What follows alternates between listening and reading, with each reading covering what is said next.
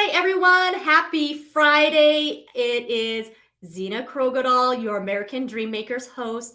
I am extremely excited for our guest, Steve Rizzo, today. He is going to be on. And you guys, if you are listening, if you are watching, please give Facebook StreamYard permission to basically allow your comments to show on StreamYard because we'd love to see your comments when you're here. And also, please be sure to share this out. Steve has an amazing message to share. He is so inspirational and motivational. So I want to make sure we get his message out. But first, let me get this video on.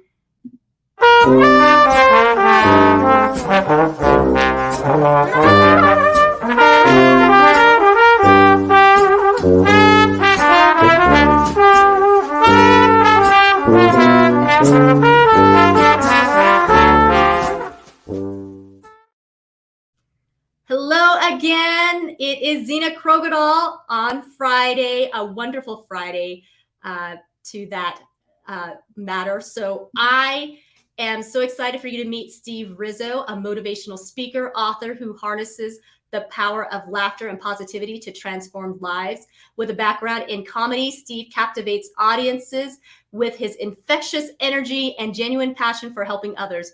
Through his inspiring journey and practical strategies, he empowers individuals and organizations to embrace change, conquer challenges, cultivate a positive mindset.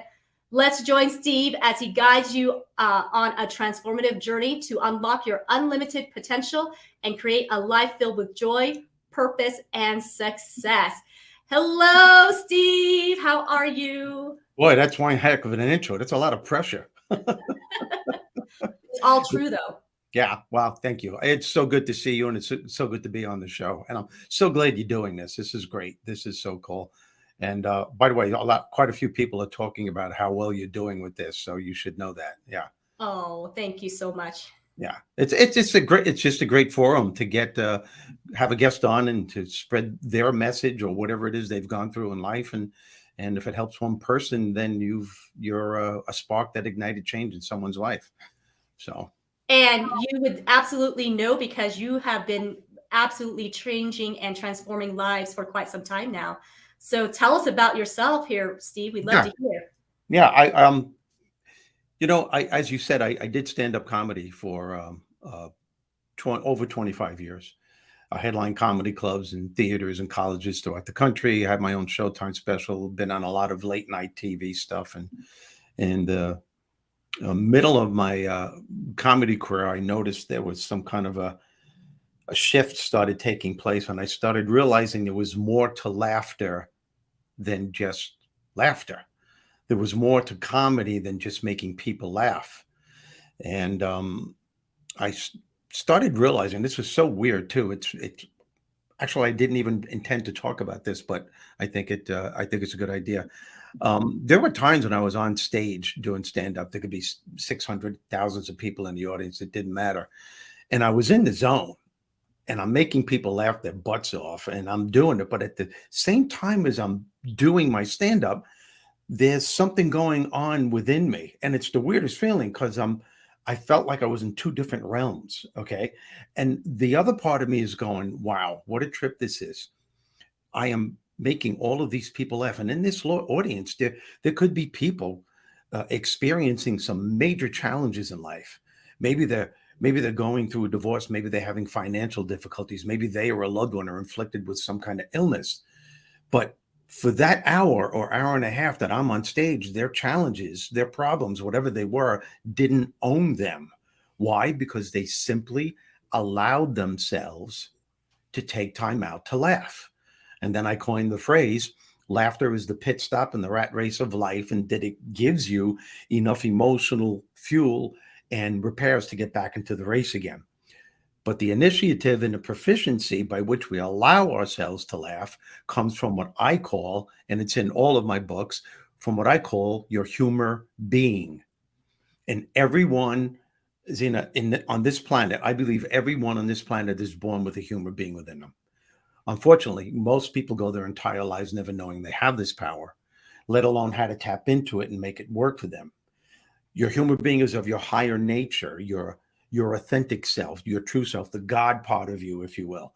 And it's the part of you that always brings out the best in you, especially when times are tough. And what your humor being can give you more than anything else is peace of mind and emotional stability. So having said that, and I delved into that, I started getting into that psychological, spiritual aspect of humor. And then I started reading a lot of stuff, and all that reading started going to Napoleon Hill and going to Tony Robbins seminars and going to spiritual seminars, learning more about people's mindset. And no matter what book I read, no matter what seminar I went to, I've always thought that it was humor was the one thing that more than anything else, that was the great bounce back factor. As a matter of fact, about my brother when he passed away. He's the biggest inspiration of my life, and I did the eulogy, and I roasted him. I roasted him in the eulogy. I honored and roasted my brother for about 35 minutes. I think I'm the only person in the world that ever did a eulogy that got a standing ovation. But it was the humor that made it so personal. It was the humor that was bringing tears to people's eyes, and it was. I realized by doing that um, when someone passes on, you realize there aren't any goodbyes when you're holding on to the humor aspect of that person. There's only good memories. The spirit moves on, and we all move on in turn. It's just that it's important for people to know that they have this part. It's just that right now we get so caught up in the crap of life that we're not aware that we can tap in to this part of ourselves. So I started thinking about your sense of humor as a common sense success strategy. And I started developing that. And then all of a sudden, I started developing another common sense success strategy, then another one, then another one. Then I started really getting into some really intense stuff. Another common sense success strategy is to start your day with an attitude of gratitude. And as I'm doing this, and I'm doing very well as a stand-up comedian, but another part of me is going, you should be doing something else with your life. And it was after about 25 years, I was at a Tony Robbins seminar. The entertainment industry was very, very into me at the time. I was living in LA part-time and living on Long Island because I was married, the other part of the time, but you had to be in LA to audition for TV, and came so close to sitcoms and movie deals. My roommate was Drew Carey. And it's funny how life works, because he knew I was delving into this, what people call this self-help thing. Uh, he said to me, "How did your audition go?" I said, "It went pretty good." He goes, "What do you want to do for dinner?" And I said, um, "You do what you want." I said, "You know what, Drew?" I said, "I'm not doing this anymore." I said, "I'm going home." I said, "I can't do the stand-up anymore." And he knew, because I talked to him about being a motivational speaker, and I knew nothing about it. So he said, "How can you do this? You're so close." And that's when it hit me. It was like that little bell goes off. And I said, "It's funny you should say that." And he said, "Why?" I said, "How can I be so close to something that I don't want anymore? I need to be doing this." He goes, "But you have no idea how to do it." I said, "I will find a way." And I called my wife up when I was married at the time, and I said, "I'm coming home." And she understood. It was the most frightening thing I ever had to do, because I was very good at it. It's not that I left stand up because I wasn't good enough. I was leaving it to do something I knew nothing about, but I knew I was supposed to do it. I felt it from the very core of who I am. And that's when I started creating more of the common sense success strategies and started writing books. And as a matter of fact, I have to tell this story too. This is cool, because I had no idea I was going to say any of this stuff in your show, but this is the way my brain works. And I think you know that. You see me on a few different podcasts. I think it's great. Yeah, well, this is a cool story. Um, so when Drew and I had a major argument, because he was a close friend and he was concerned. He really thought there was something wrong with me. As a matter of fact, my manager sued me, and my agent and publicist were begging me to seek help, to see a psychiatrist. And I told them, "I'm seeing one. How's it working?" And the only one I got it was my wife. So I made a reservation a couple of days later to fly from Los Angeles to New York, JFK Airport. And that whole week I prayed. I mean, I really prayed. I said, look, I know in my heart I'm supposed to be doing this, and I believe that you're calling me to do this. I said, you got to send me a sign. I said, because I have no idea on how to get into this speaking business. I don't know anyone in the business. So send me a sign that I'm doing the right thing. Send someone my way that can help me. And I get on a flight from LAX. I'm sitting in first class, and I'm on my way to New York. And that's when it hit me emotionally. And I felt the tears. And I thought, maybe I am going out of my mind. And I'm sitting next to this very distinguished man who was in a three-piece suit and a very well-trimmed gray beard and a thick gray hair, a little heavy set. And he's in a three-piece suit. And he's staring at me, and he's staring at me. And I'm going, oh, shit, God, please don't let him talk to me. I don't want to talk to anyone. I didn't think I'd be able to handle it. And finally he goes, excuse me, I'm really sorry to bother you. And I'm going, oh, man. I was polite. I said, yes. And he goes, I know I've seen you somewhere, and I don't know where. And I had just finished my Showtime special that month, about a month before. And was very popular, where a lot of people saw it. And I said, you probably saw me on Showtime. He goes, oh, yeah, you're Steve Rizzo. I said, Rizzo. Goes, oh, yeah, man, my wife and I think you're hysterical. And we're talking for about 20 minutes. In the middle of the conversation, he says to me, I'm really sorry. But he goes, I just sense that something's not right. Are you okay? And I took a deep breath, and he saw the emotion in my face. He said, that's very perceptive of you. I don't want to do stand-up anymore. And he thought I was joking. And he started laughing. And when he saw the look on my face, he stopped laughing. He goes, talk to me. I said, I want to do something else. I said, and there's something else that I want to do. I know nothing about, but I know I'm supposed to be doing this. I know I'm supposed to be doing this. So I said, as a matter of fact, before I left to go home to my house on Long Island, I said a prayer, and I asked for guidance. I said, if I'm doing the right thing, you need to send me someone soon, someone that can help me get into this business to let me know that I'm doing the right thing. I need help. So he said to me, he said, oh my God, what is it that you want to do? And I said, I guess I want to be what you would call a motivational speaker. And he starts laughing. Gina, he's laughing his butt off. I mean, laughing, and he's hitting me in the leg. And he's a big guy. He was hurting my leg, but he was laughing so hard. And I'm thinking he's laughing at me like I'm an idiot for leaving a promising career as a comedian to do something I know nothing about. So he goes, well, what is it? I told him what I wanted to do. I said, I want to be a motivational speaker. And he looked at me, he goes, my friend, he goes, I'm the answer to your prayers. Wow. I said, what are you talking about? He said, my name is Al Perinello, and I'm the president of the New York chapter of the National Speakers Association. And I just went, whoa. So this man really was the answer to my prayers. It just so happened that that next weekend, there was a workshop. The National Speakers Association back then in the mid 90s was very powerful, huge, huge. So they had 3 workshops a year, and they had a big convention where there were thousands and thousands of people at the convention.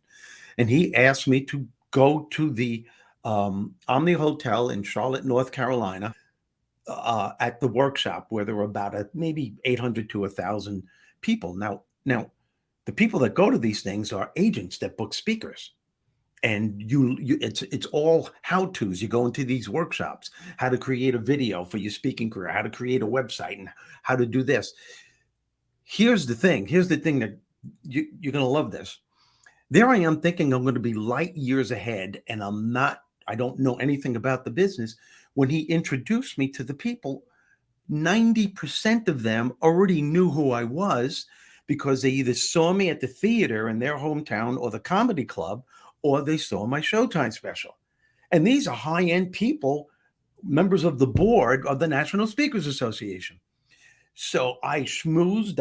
I got along with everyone. And then when I get home, there's a message.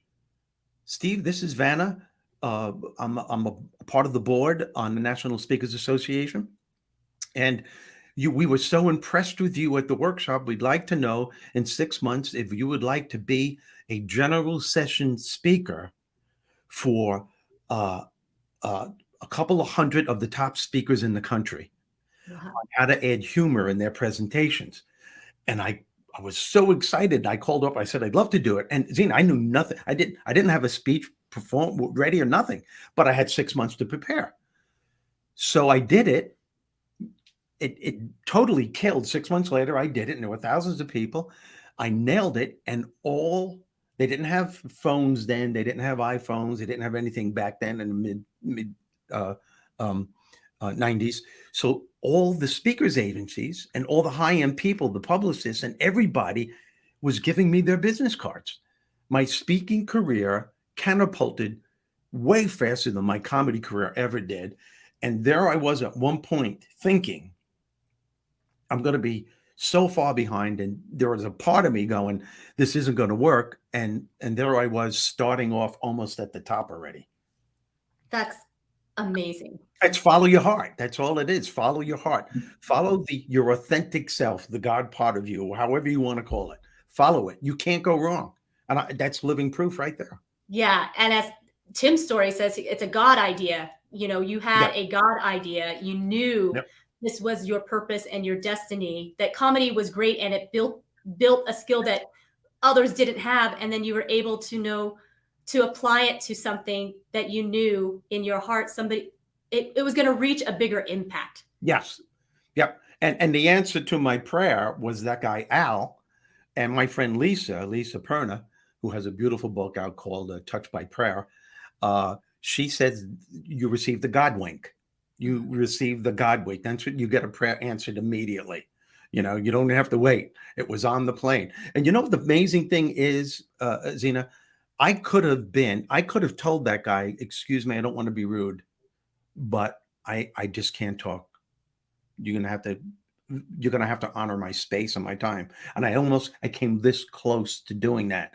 And the reason why I bring that up for your viewers is that quite often in life we pray for something and you don't know how that prayer is going to be answered.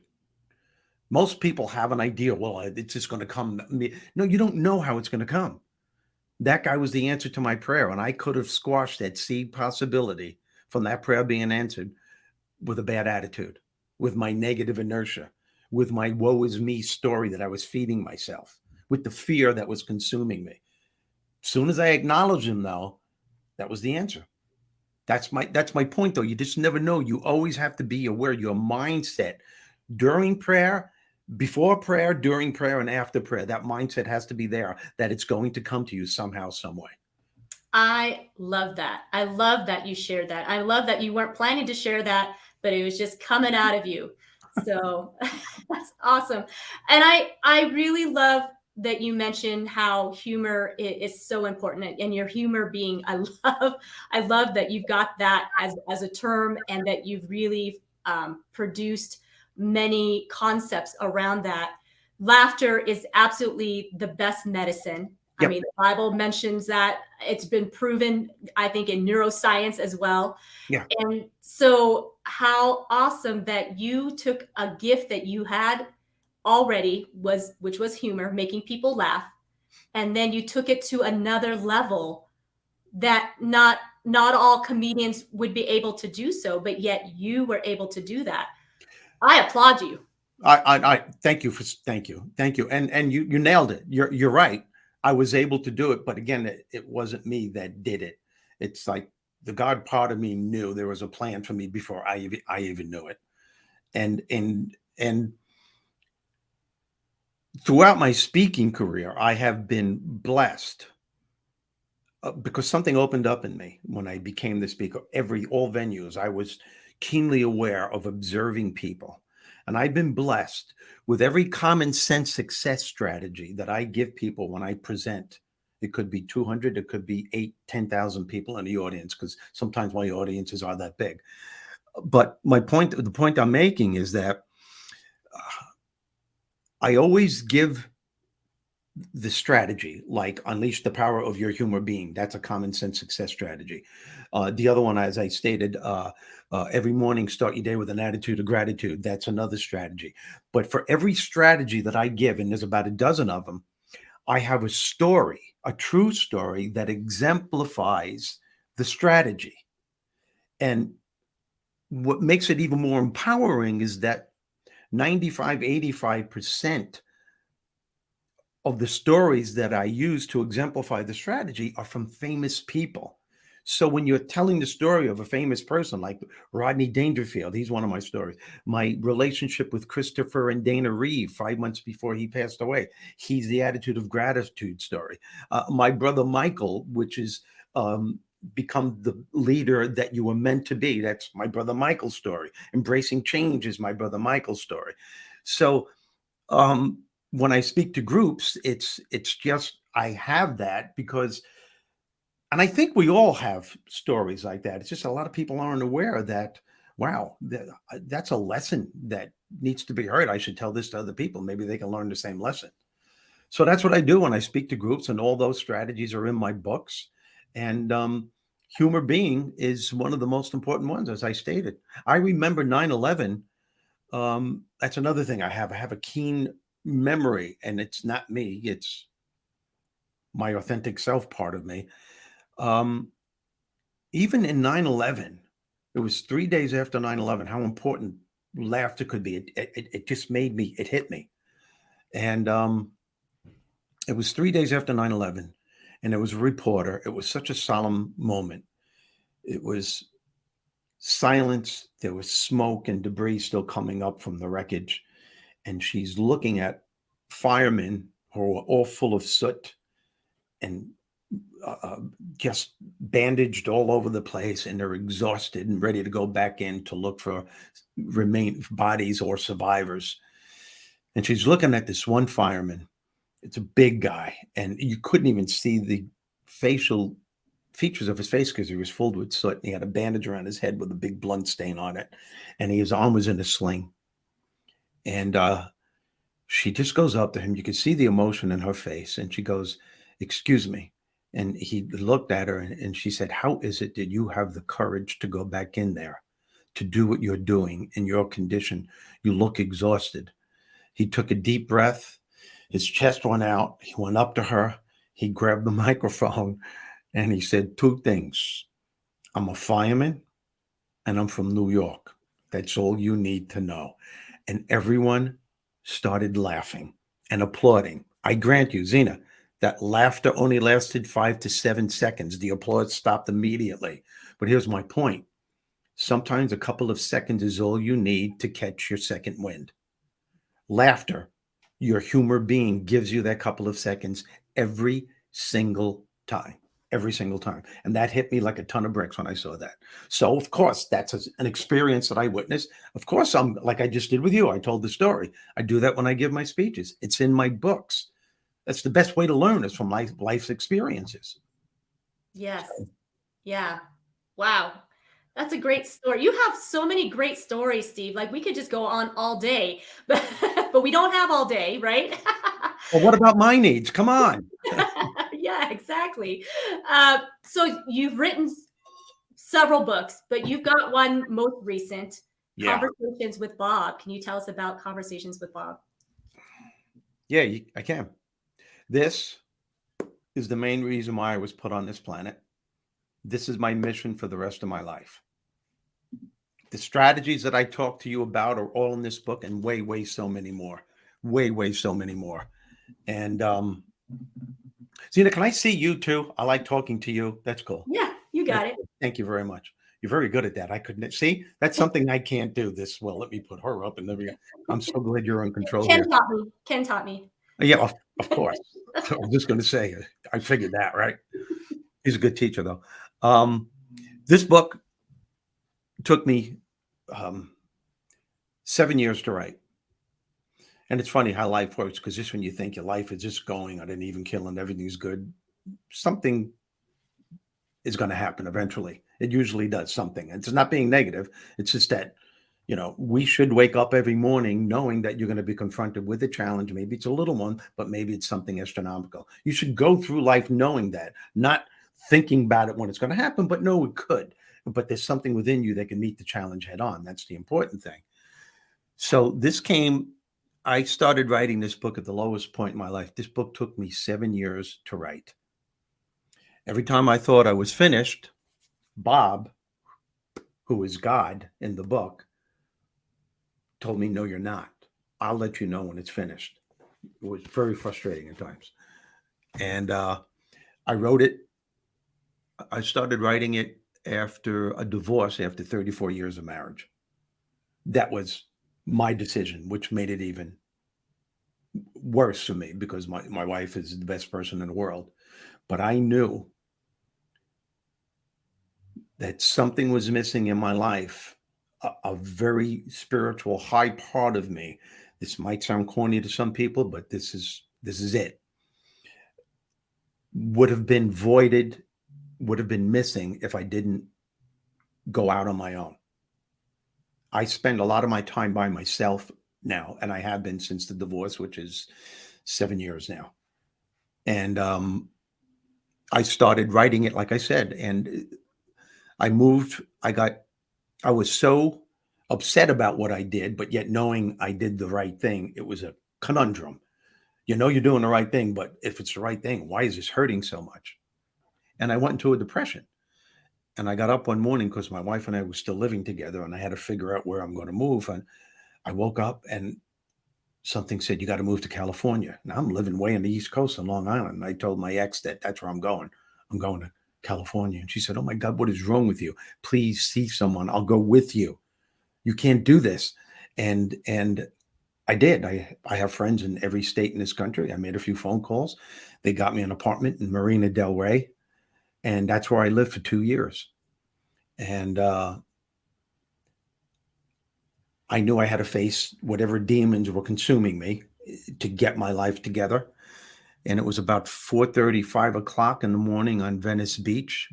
I'm by myself, which is not a very safe thing to do in California to walk on Venice Beach by yourself. And it was early summer, and I I lost it. I was yelling, cursing at God, cursing. What is wrong with me? I want you to answer me. I insist. I dare you to show yourself. And I just went. If I actually know what it's like to go out of your mind. I went out of my mind at that moment at the beach. I lost it. If anyone would have heard me, they would have dialed 911 and said, "There's a maniac on the beach." So I sat down in the sand like a little kid would, and I just sat there for a while, and I got up, and I was sobbing, and I controlled myself a little bit, and I took a step, and I said, "What the hell is wrong with me, and what am I doing here?" Then I took another step, and I heard something within me say, "You know what's wrong, and you know why you're here. You're just too caught up in your drama to find the answer." And I went, "What?" And I said, "Where is this coming from?" Not knowing yet where it's coming from. Took another step, asked another question, another answer, another question, another answer. And I'm going, "This is absurd." I get into my car and I drive really fast to go to my apartment in Marina Del Rey. Took up my laptop, pen, and a paper. And that's how I write, both laptop and pad and pen. And I'm writing. I ask another question, and I ask another one, then another answer, another one. And it wasn't too long that I realized, oh my God, I'm talking to God. I'm talking to a higher part of myself. The answers are coming out like you wouldn't believe. I was there for hours, hours. I was exhausted. I left. I passed out on the bed. I didn't even get undressed. I fell asleep on the bed in my clothes, woke up about 9 hours later, and I looked to see what I wrote. And I swear to you, I didn't remember writing 90% of it. I didn't remember. I said, "What is this all about?" And I started again. And it was after a couple of days that I realized, whoa, I'm writing a book. That's when my imagination kicked in. That's when my sense of humor kicked in. That's when my gift of storytelling kicked in. And I named the two characters. I called God Bob and Bernie. Everyone has an inner Bernie and everyone has an inner Bob. It's up to you your whole life as to which entity you're going to talk to. Who are you going to listen to? Bernie resides in the negative zone where problems get blown out of proportion and challenges turn into emotional havoc. And Bob, well, he's the antithesis to the firewall of fear and negativity that your inner Bernie insists is real. Bob has all the answers to your questions and the solutions to all your problems. All you have to do is to learn how to connect with him. And this book shows you how. And I'm not going to tell you how Bernie and Bob meet or how Bob gets his name, but Bernie offers Bob common sense success strategies that will turn his life around, that come from the Bob part of him. And if you adhere to these strategies and make them a part of who you are, life will not only become easier, you will be happier and more successful personally and professionally. And that's what the whole book is about. Wow. That's amazing. You had a tremendous breakthrough Yeah. at the bottom of the pit. Yep. Basically, you hit the bottom, Yep. and And I still had that communication with Bob. I still now it's just like an everyday thing. When I'm feeling in a low mood and I'm saying what's going on here, and I actually hear Bob say, "You know what's going on?" I go, "Yeah, I know." And if thank God I live by myself because people would think I'm a freaking maniac. As a matter of fact, last year I was. These are all cool experiences. Last year, I love going through nature. I'm always connected to that higher part of myself when I'm in nature. And there's a beautiful park very close to where I live. And I went for a walk last spring and I'm looking at this tree. I love trees. I talk to trees. I know it sounds weird. And this tree is gorgeous. I mean, it's just, and I'm talking to Bob and I'm saying, man, this is a beautiful creation. This really is. I said, wow, thank you for this. And I'm really feeling the emotion of this tree. And I go to take out my phone to take a photo of the tree. And Bob said to me, there you go again. And I said, what? Now, this isn't really a real voice that I'm hearing. It's a feeling that I'm getting. But I have the ability to turn it into a conversation. And I said, what? And he said, there you are doing what you always do. You're admiring something. You were feeling the God part of you. You were so in tune with what I created. And then what do? You take out your camera so you can have an experience a year from now, totally voiding the experience and the emotion you're feeling now. You just nipped that wonderful feeling in the bud before you were able to feel the full magnitude of that experience. Put the phone down and take it later. And I went, okay. You get that? You get what I'm saying, right? yeah, Isn't be that amazing? still. Yeah, Yeah, be still and yeah, know I'm God. yeah, yeah. Really. Who's going to argue with him? Yeah. And he was right. And I went back to that same feeling that I had to really appreciate it. Then, when I allowed that emotion to take hold and I embraced it, then I took out the camera. But far too many people let those sacred moments go by. Because you're thinking something in the future, or either that, as you're looking at it, you're bringing some crap that happened to you in the past, or you're thinking you're in a hurry and you have to be somewhere, or there's so many things that we do to ourselves to ignore these sacred moments in our lives. Yes, that is for sure. There's so many moments that we want to rush and wish away, even the frustrating moments of our lives. I was just talking to a single mom the other day, and she's talking about the frustrations that she was having, with her children, and just wishing that moment away. And I said the same thing. I said, well, even in those moments, those are precious moments that you'll never get to have back again. Be in the moment with your children, even though there may be times you cry and you're just like, I'm so tired and exhausted. Yep. Those moments you can't get back, and you learn. There's so much learning that you have in those times. And so I'm really glad that you are sharing this, because that is so true.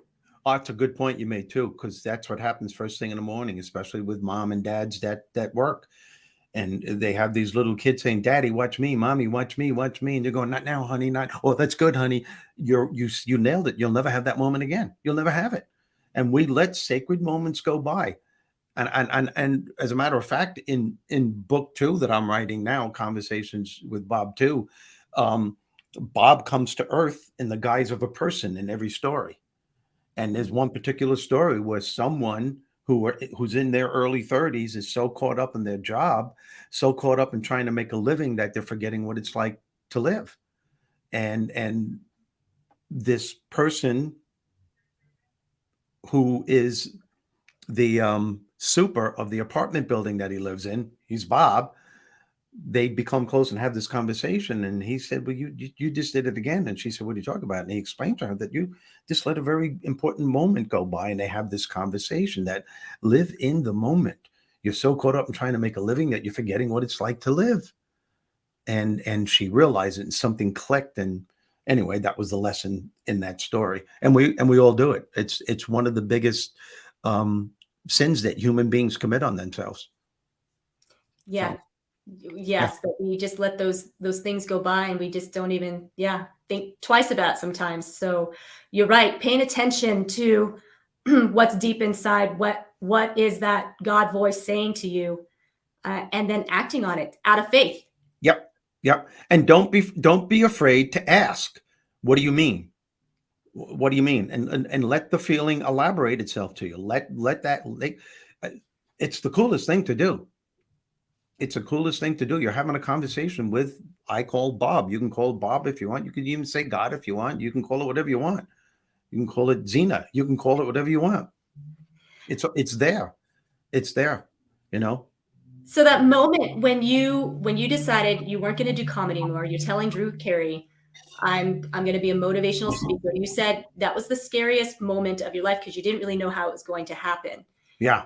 and yet you pushed through knowing that that was your destiny, that that's what you had to do. Yeah. Can you, I guess, maybe even elaborate a little bit more for those who right now probably might be struggling with that very crossroads? So they're at a crossroads. They know they're supposed to do something, but there's this fear. So It's how do you get over that? it's really tough, but the key is you follow your heart. You can't go wrong. Follow your heart. And even if it means that what it is that you're trying to do, but you still need a job to support your family while you pursue this other thing, there usually is a way. Sometimes I don't know, it depends on the circumstance, but investigate in full detail that I can still have my job and pursue this other thing. For example, maybe somebody wants to do something where it requires that they need a degree. They want to teach. Let's just say they want to teach, but they're working for the post office now, but they want to be a teacher. Let's just use that as an example. Well, it might not be easy for you, but you can go to school at night. Get your degree as you're going at night. At least you have that wonderful feeling that you're doing this. You don't even have to take that many credits. Don't put pressure on yourself that it has to be done right away. Just do it. Take summer classes, take evening classes, do whatever it is that you have to do, and do it step by step. Once semester's over, then you go, wow, I just did that. I did pretty good too. Let me do this again. Before you know it, 4 years go by, you have your bachelor's degree. As a matter of fact, you could probably get, even part-time, you could probably get a bachelor's degree in 3 years if you want it. But that's just an example. Just follow it. What stifles most people is that they talk themselves out of it. Well, I got a family and how am I going to support them? And I respect that. But sometimes by focusing on what you can't do, you don't make enough room in your essence of who you are. You don't make enough room for what you can do and how you can do it. You've already conditioned yourself to find reasons why you can't. And if that's what you're focusing on, you won't. And it hurts as you go up later on in life. I had a woman in one of my workshops who wanted she was 64 years old and she broke down and cried. She goes, I knew I could have been in the theater. I could have acted. I could have done this. And I never did. And she said, now my husband's gone, my kids are grown, and I'm by myself. And I looked at her. I said, you live in New York City? She said, yeah. I said, there are so many acting teachers out there and classes that you can take. It's countless. It's countless. You could take it. Well, why would I want to do that now? I said, well, why wouldn't you? She said, do you know how old I'll be by the time I even get established to do that? I said, yeah, the same age you'll be if you don't do it.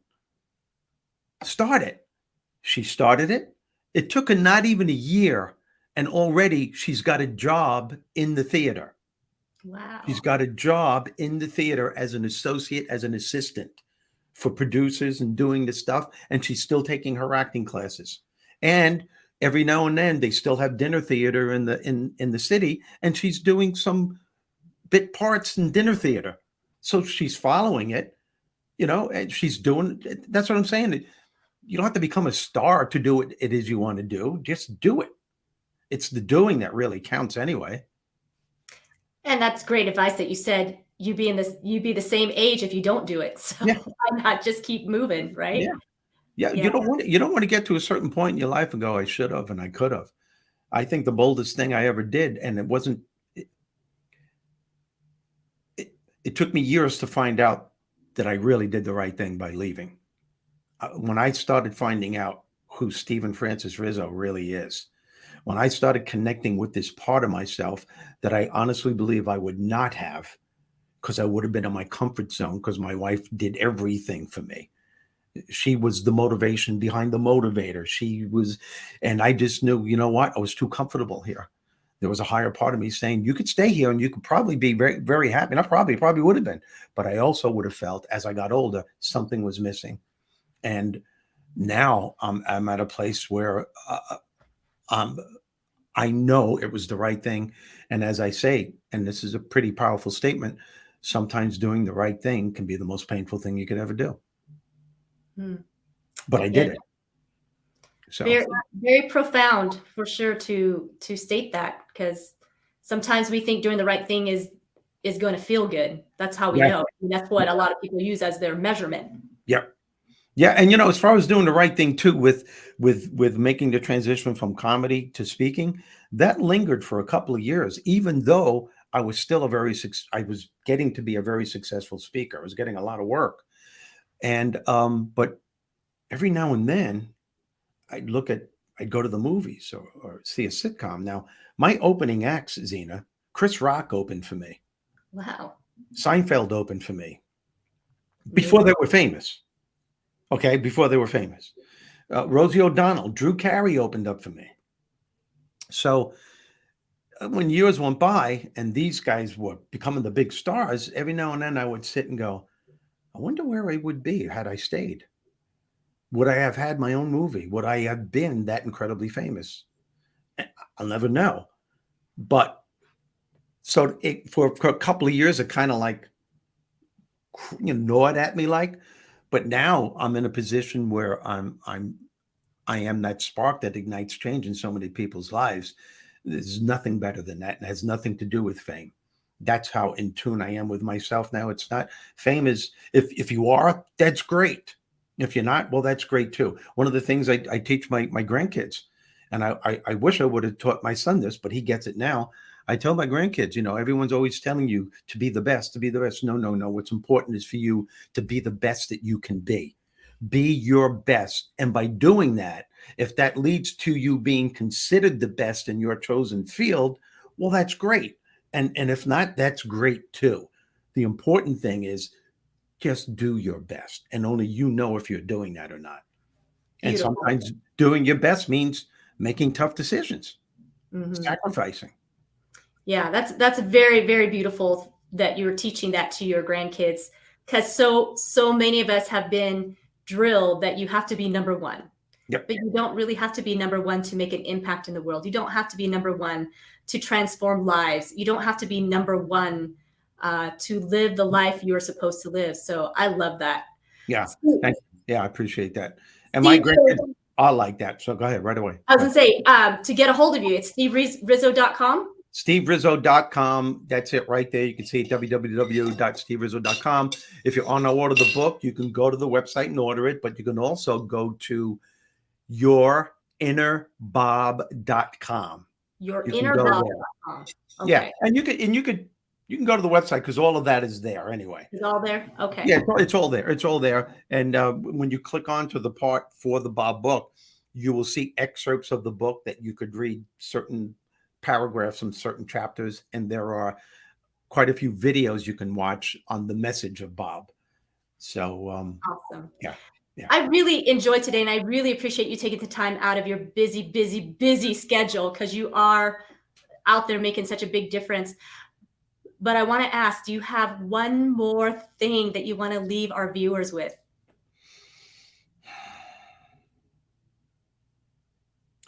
Yeah, we touched upon this already, but live in the moment. That's the only place you can live. You cannot allow the past failures, and you're not even aware that you're doing it. Past mistakes to come up to the forefront and keep you from doing what it is that you want to do with your life. Because that, as Bob mentions in the book, the ego, the big mouth inside your head, that's the culprit. That's the inner Bernie. That's the voice that's saying, here's my point. So many people set out to achieve their goal. They put money into it. They got backing and everything's going good. And all of a sudden, they hit a wall. It's a challenge. And it could be a really big challenge. Then they start with that internal negative dialogue. Here we go again. I knew this was going to happen. Every time I try to do something, it never works. Everybody else has what I want. Every time I go 2 steps up, I go 5 steps back. What am I thinking? Every time I tried to do something, I should have learned from what happened to me in the past, but no, I'm doing it again. Some people call this negative self-talk. I call it self-curse talk because you're casting a spell on your life. And if there's anything that's going to keep you from fulfilling your dreams, from leading the successful, happy life that you want, it is number one because of self-curse talk. If there's anything that's going to keep you from enjoying yourself during the process of whatever it is you're trying to achieve, it's because of self-curse talk. You literally have to think about what you're thinking day in and day out because those negative thoughts are coming from something that happened in the past. They have to be coming from somewhere. They can't come from the future. They're not coming from the moment. They came from the past. And you have to acknowledge that because it happens on such an unconscious level. Your subconscious runs 97% of your life. I call the subconscious the genie of your soul. Whatever it's spewing out to you or you say to it, it will revert back. In other words, if you're saying, I'm not good enough, I'm not smart enough, every time I try to do something, the genie of your soul will go, you're right. Your wish is my command. And keep talking like this because you're making a bad situation worse than what it has to be. And that's what happens to you. And that's what stops people from moving forward is that negative inertia, that negative thinking that comes from past experiences that they're not even aware of what they're saying. They allow those experiences to be the determining factors to the choices they make. That's what separates those who succeed from those who consistently fail.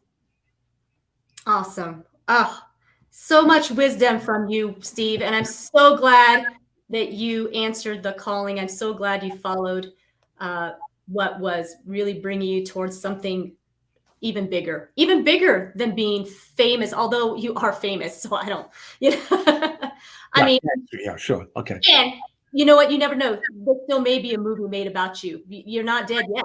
So, Dun, da, da, da. That's a good point. That's a good point. I like that saying. I like that. You know yeah, what? That's a great title for a chapter. you're not dead Ooh, yet. it's a Yeah. great title for a book, isn't it? You're not Yes. dead yet. You're not dead yet. Yeah, Yeah. absolutely. So And the subtitle could be Unless You Think You Are. there you go. That's look Ooh, at that. Just wow. See? all these amazing ideas coming out Yeah. already. So absolutely, that would be a great catchy title for sure. I Write like it it. down. Write I'm it not down. dead yet. Yeah. So yes, absolutely. Thank you so much for being an My American dream pleasure. maker. You are making the dream come true for so many people because part of that pursuit of life, liberty, and happiness is absolutely being your better self, being the better version of yourself, and always moving forward, always looking to do something even better and bigger. Because I think you're right. Don't sit in your comfort zone. I think even when you start getting comfortable, Yep. get uncomfortable. Yep. Yeah. And there's nothing wrong with comfort and relaxing and giving yourself a break. But inside if there's something within you that needs to be unleashed and you're stifling it. It will hurt you physically, mentally, emotionally, and spiritually. Those are all called the four cylinders of life, which is another book I'm working on. My God, can't do all this. Four cylinders of life. And whenever one of those cylinders are out of sync, it will eventually affect the other four. And before you know it, your life just falls apart. So, Yeah. Yeah. yeah. Oh, well, like I said, we could go on all day because I know you have some amazing stories and amazing wisdom to share. But you guys get a hold of Steve Rizzo for sure. Book him for your speaking events. Get the books that he's written, Conversations with Bob. It will be life changing. You guys will not regret any of that Yeah. purchasing. So it And won't sit on the shelf, get collecting dust. that's There's what a I'm saying. All I ask is when you read the book, just write a review on Amazon. It goes a long way. It really does. Yes, absolutely. Write a review. Always, and that's a good point. When we are helping businesses, writing reviews makes such a huge difference, even if it's just a one-liner, Yep. right? Absolutely. Absolutely. And if you read the reviews I have now for this book, they're off the charts. I mean, they're really, whew, really cool. But anyway, you are excellent at what you do. You really are. And especially for the short amount of time you've been doing it, you are so good. And I wish you the best. Oh, thank you so much. I appreciate the encouragement so much. So we'll just say goodbye for now, Oh, but I'll yeah. talk to you soon. Yes, So you will. You take care. hang in there. Thanks, you guys, again for tuning in. And please absolutely share this out. Steve, you can see, was amazing. So when you're watching this on the replay, please go ahead and get this shared out. What a wonderful message. Get the books, get a hold of Steve, and have a wonderful weekend, you all. And be blessed, be fruitful, multiply, be prosperous. Talk to you later.